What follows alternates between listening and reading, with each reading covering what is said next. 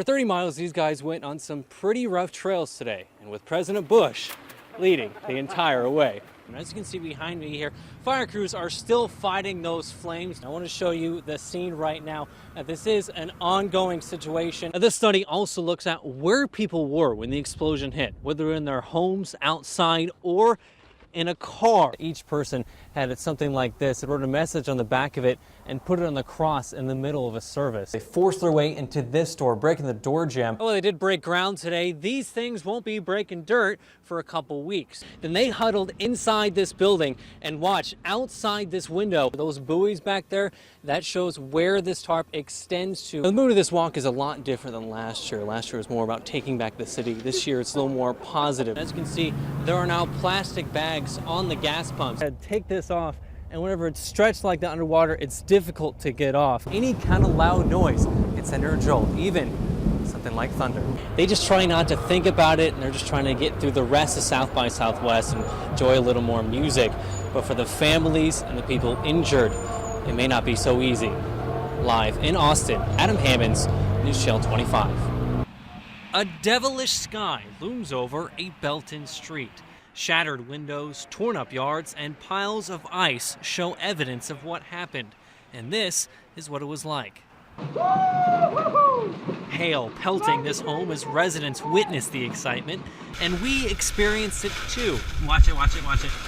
My cameraman and I drove through the storm, and while we drove, we saw multiple cars taking shelter, and eventually we had to as well. But when the sun came up, we saw other cars that weren't so lucky. This car owner heard it all from inside his home. All of a sudden, you hear this loud boom and there's hail flying everywhere. It's probably the craziest thing I've experienced here in Belton weather-wise. But on this street, it wasn't the cars, but the homes that were hit hard. It damaged pretty much everything that was outside. Dawn and her son were inside during the storm. She says the scariest part was not knowing what's going on. I just knew there was glass flying completely through my house to the back door. Now, the wind and the hail wasn't the only thing that caused damage. The water was coming down so hard and so fast down this gutter, it sprayed the rocks from right here onto the sidewalk, and it even broke the ceramic pot. And the windows were just busting in.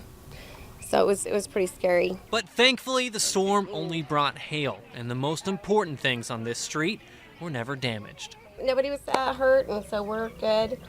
We'll get it fixed. I walked over here to the edge of my driveway and snapped a picture of the fire. Mandy Jars was outside of her home just seconds before the blast. I was going to send it to my husband and was walking back and got right here to the edge of the grass. And it blew me over here to my front porch. That's what threw her close to 20 feet, but amazingly, she was okay. I stand here and I look at that wall, and I think if it did that, how was I able to even get up and go inside to get my son to safety? It's incredible. Jars took this path to get to her 10-year-old son. She says she had blinders on until she was able to get to his room. When he tells it, he says, you know, Mama, I didn't know what was happening, but as soon as I heard you call my name and I knew you were okay. So he was worried about me and I was worried about him. And this, what you see, this is minimal compared to what you will see. And she was right. Glass was everywhere, and the ceilings, which had fallen, cluttered almost every room. It's incredible that we're still here. It's absolutely phenomenal. But as for repairs, it'll have to be torn down, and she'll have to find a new place to rent. Other families do plan to rebuild right where they are. We started out with it, and we added on as the kids grew. And that's the reason why I want to keep it. I put a lot of hard work into it. It's your home. It's my home. It's my home. And I want to keep it. And it was fortunate that I could. But even though Jars can't live here, she says she's not leaving West. We definitely want to stay here. This is our home. This is the town we were born and raised in, grew up in our whole lives. It's where all of our memories are. And of course, we want that for our kids too. It's a community walk where residents come together to sing and heal. Community that's got to heal itself. You know, you've got to come together as a community to heal yourself, and that's what really we need to do, and that's what we're doing here. And they did come together. Nearly 100 people gathered at the City Hall and walked through houses in Zone 2. It was a tragedy, but in a way, we're thanking God for all the positives that have came out of it. In a way, even though it was a tragedy, there were some positives that came out of it. These high schoolers say this walk means a lot for the town, even for those who don't live in the homes but helped build them. Each Saturday morning we have a cleanup crew that we go to people's houses who are being rebuilt, and we help clean up the construction site. And we've done that for probably the last 25 Saturdays. But this isn't the first walk. Last year, residents walked through Zone 3, 3 months after the explosion.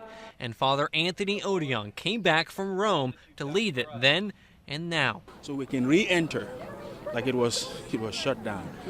We were in exile, so to speak.